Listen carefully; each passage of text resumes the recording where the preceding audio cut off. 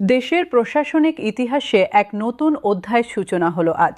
রাজধানী ঢাকার বাইরে সারা দেশের জেলা শহর, উপজেলা এবং ইউনিয়ন পর্যায়ে কর্মরত লক্ষ লক্ষ সরকারি কর্মচারীর দীর্ঘ প্রতীক্ষার অবসান ঘটাতে এবার সরাসরি মাঠে নামল দেশের বিচার বিভাগ। চট্টগ্রাম, সিলেট, রাজশাহী, খুলনা, বরিশাল, ময়মনসিংহ, রংপুর এবং ঢাকা বিভাগের প্রত্যন্ত অঞ্চলে কর্মরত সরকারি চাকরিজীবীদের কাছে আজকের এই সংবাদ যেন এক আশার বার্তা হয়ে পৌঁছেছে। নবম জাতীয় পে স্কেল বাস্তবায়নে দীর্ঘদিনের জটিলতা নিরসনে আদালত জাতীয় পে কমিশনের উদ্দেশ্যে একটি কঠোর এবং দ্ব্যর্থহীন নোটিশ জারি করেছে। এতে স্পষ্টভাবে বলা হয়েছে, আগামী 2 কর্মদিবসের মধ্যে চূড়ান্ত রিপোর্ট জমা দিতে হবে। সময়সীমা লঙ্ঘন করা হলে সংশ্লিষ্ট কর্মকর্তাদের বিরুদ্ধে আদালত অবমাননার অভিযোগে কঠোর ব্যবস্থা নেওয়া হবে বলে সতর্ক করা হয়েছে। রাজধানীর উচ্চপদস্থ কর্মকর্তাদের চেয়ে বরং দেশের প্রত্যন্ত অঞ্চলের সাধারণ সরকারি কর্মচারীরাই বেতন বৃদ্ধির এই বিষয়ে সবচেয়ে বেশি উদ্বিগ্ন এবং প্রত্যাশী ছিলেন। রংপুরের একটি উপজেলা স্বাস্থ্য কমপ্লেক্সের একজন নার্স, সিলেটের একটি প্রাথমিক বিদ্যালয়ের শিক্ষক, চট্টগ্রামের একটি ইউনিয়ন পরিষদে কর্মরত কর্মচারী, রাজশাহীর একজন কৃষি সম্প্রসারণ কর্মকর্তা, এরা সবাই প্রতিদিন কঠিন বাস্তবতার মুখোমুখি হচ্ছিলেন। বাজারে জিনিসপত্রের দাম বাড়ছে, সংসারের খরচ বাড়ছে, কিন্তু বেতন একই থাকছে। এই কঠিন পরিস্থিতিতে আদালতের এই হস্তক্ষেপ তাদের কাছে অনেক বড় স্বস্তির বার্তা।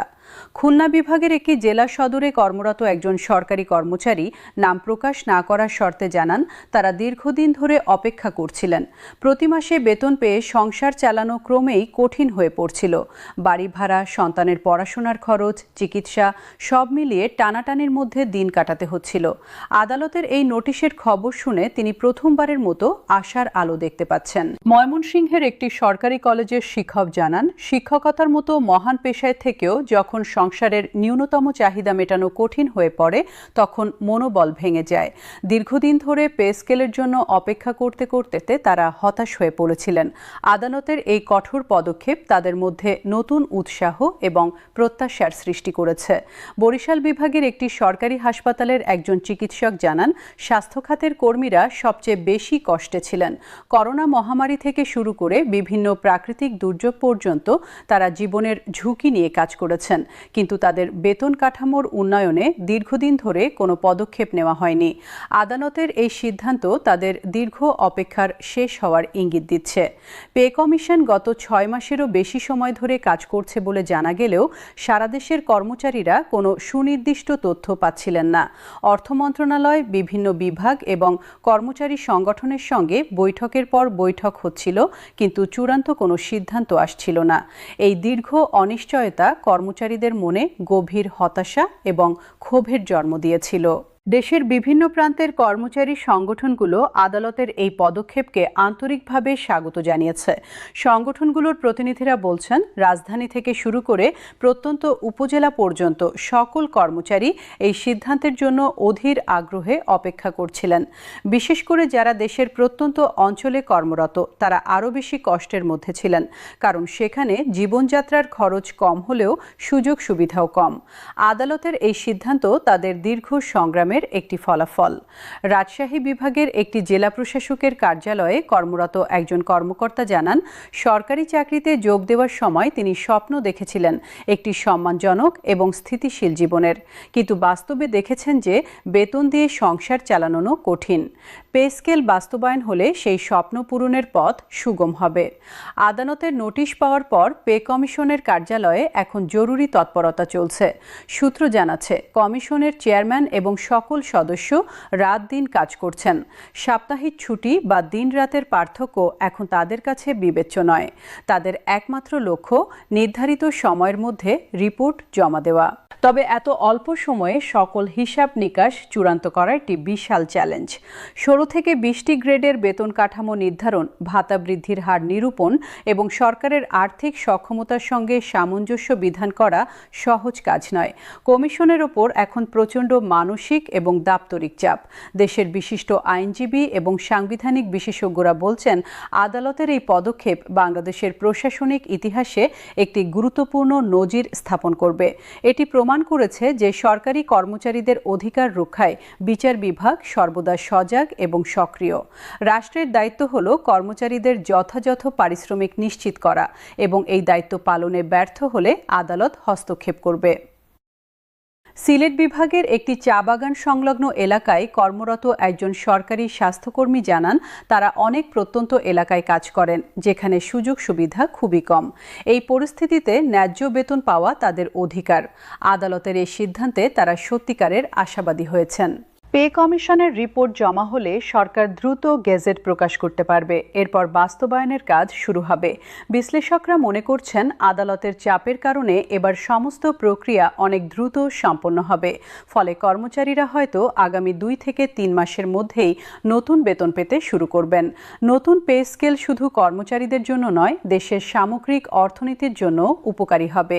বেতন বৃদ্ধির ফলে বাজারে ক্রয় ক্ষমতা বাড়বে, এতে ব্যবসা বাণিজ্যে গতি আসবে এবং অর্থনীতিতে ইতিবাচক প্রভাব পড়বে। বিশেষত জেলা শহর এবং উপজেলা পর্যায়ের স্থানীয় বাজারে এর প্রভাব হবে উল্লেখযোগ্য। রংপুর বিভাগের একটি উপজেলায় কর্মরত একজন কৃষি কর্মকর্তা জানান, উত্তরাঞ্চলের কর্মচারীরা সবচেয়ে বেশি কষ্টের মধ্যে থাকেন। এই অঞ্চলে আয় রোজগারের সুযোগ কম, তাই সরকারি বেতনই তাদের একমাত্র আয়ের উৎস। বেতন বৃদ্ধি তাদের পরিবারের জীবনমানে একটি উল্লেখযোগ্য পরিবর্তন আনবে।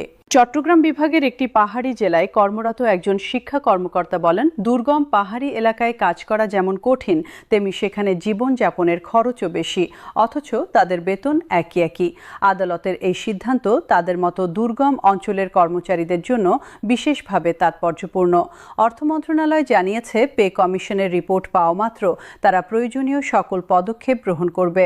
বাজেটে প্রয়োজনীয় বরাদ্দ রাখা আছে এবং আর্থিক প্রস্তুতিও সম্পন্ন। এখন শুধু চূড়ান্ত রিপোর্টের অপেক্ষা। কর্মচারী সংগঠনের নেতারা বলছেন, আদালতের এই নোটিশ তাদের আন্দোলনের একটি গুরুত্বপূর্ণ মাইলফলক। দীর্ঘদিন ধরে দাবি জানিয়ে আসছিলেন, এখন আদালতের হস্তক্ষেপে সেই দাবি বাস্তবায়নের পথ প্রশস্ত হয়েছে। তারা সতর্ক অবস্থানে থেকে পরিস্থিতি পর্যবেক্ষণ করছেন। বিশেষজ্ঞরা আশা করছেন, নবম পে স্কেলে বেতন ও ভাতা উল্লেখযোগ্য হারে বৃদ্ধি পাবে। বর্তমান মূল্যস্ফীতি এবং জীবনযাত্রার ব্যয় বিবেচনায় এই বৃদ্ধি অত্যন্ত জরুরি। তবে সরকারের আর্থিক সক্ষমতাও একটি গুরুত্বপূর্ণ বিষয়। বাংলাদেশের 8টি বিভাগের প্রতিটি কোণায়, প্রতিটি জেলায়, প্রতিটি উপজেলায় এই মুহূর্তে একটাই আলোচনা চলছে, পে স্কেল কবে আসবে। স্কুল, কলেজ, হাসপাতাল, জেলা প্রশাসন, উপজেলা প্রশাসন, কৃষি অফিস, সমাজসেবা অফিস, সর্বত্র একই প্রশ্ন। আদালতের এই নোটিশের খবর ছড়িয়ে পড়ার পর থেকে সেই আলোচনায় নতুন মাত্রা যোগ হয়েছে। ঢাকার বাইরে সারা দেশের জেলা এবং উপজেলা পর্যায়ের কর্মচারীরা বলছেন, রাজধানীতে বসে যারা নীতি নির্ধারণ করেন তারা হয়তো মাঠ পর্যায়ের কর্মচারীদের কষ্ট সম্পর্কে সম্যক ধারণা রাখেন না। একজন উপজেলা পর্যায়ের কর্মচারী বললেন, তার বেতনের সিংহভাগ চলে যায় বাড়ি ভাড়া এবং সংসারের দৈনন্দিন খরচে। শিশুর দুধ থেকে শুরু করে বৃদ্ধ বাবা মায়ের ওষুধ সব মিলিয়ে মাস শেষে আর কিছু থাকে না। নতুন পে স্কেল তার মতো লক্ষ লক্ষ কর্মচারীর জীবনে প্রকৃত পরিবর্তন আনবে। প্রশাসনিক সংস্কার বিশেষজ্ঞরা বলছেন, এই ঘটনা ভবিষ্যতের জন্য একটি গুরুত্বপূর্ণ দৃষ্টান্ত। জনগুরুত্বপূর্ণ বিষয়ে দীর্ঘসূত্রিতা এবং আমলাতান্ত্রিক জটিলতা যে জনদুর্ভোগের কারণ হতে পারে তা এই ঘটনা থেকে স্পষ্ট। ভবিষ্যতে সকল সরকারি প্রতিষ্ঠানকে আরও দক্ষতা, স্বচ্ছতা এবং জবাবদিহিতার সঙ্গে কাজ করতে হবে। সিলেট থেকে রংপুর, ঢাকা থেকে বরিশাল, রাজশাহী থেকে চট্টগ্রাম, সারা দেশের সরকারি কর্মচারীরা এই মুহূর্তে একটি ঐতিহাসিক পরিবর্তনের দ্বারপ্রান্তে দাঁড়িয়ে আছেন। আদালতের এই সাহসী পদক্ষেপ তাদের কাছে শুধু একটি আইনি নির্দেশনা নয়, বরং এটি তাদের দীর্ঘ সংগ্রাম এবং অপেক্ষার স্বীকৃতি। এখন দেখার বিষয়, পে কমিশন আদালতের নির্ধারিত সময়সীমার মধ্যে রিপোর্ট জমা দিতে পারে কিনা। সারা দেশের লক্ষ লক্ষ সরকারি কর্মচারী এবং তাদের পরিবার আগামী 48 ঘন্টার দিকে তাকিয়ে আছেন। প্রতিটি জেলায়, প্রতিটি উপজেলায়, প্রতিটি সরকারি দপ্তরে একটাই প্রার্থনা, এবারই যেন তাদের দীর্ঘ প্রতীক্ষার অবসান হয় এবং নতুন বেতন কাঠামো তাদের জীবনে সত্যিকারের পরিবর্তন নিয়ে আসে। আশা করা হচ্ছে এই ঐতিহাসিক মুহূর্তে পে কমিশন তার দায়িত্ব যথাযথভাবে পালন করবে এবং আদালতের নির্দেশনা মেনে সময়মতো রিপোর্ট জমা দেবে। তাহলেই সারা দেশের কর্মচারীদের দীর্ঘ অপেক্ষার সুখকর পরিসমাপ্তি ঘটবে এবং তারা তাদের ন্যায্য এবং প্রাপ্য অধিকার ফিরে পাবেন।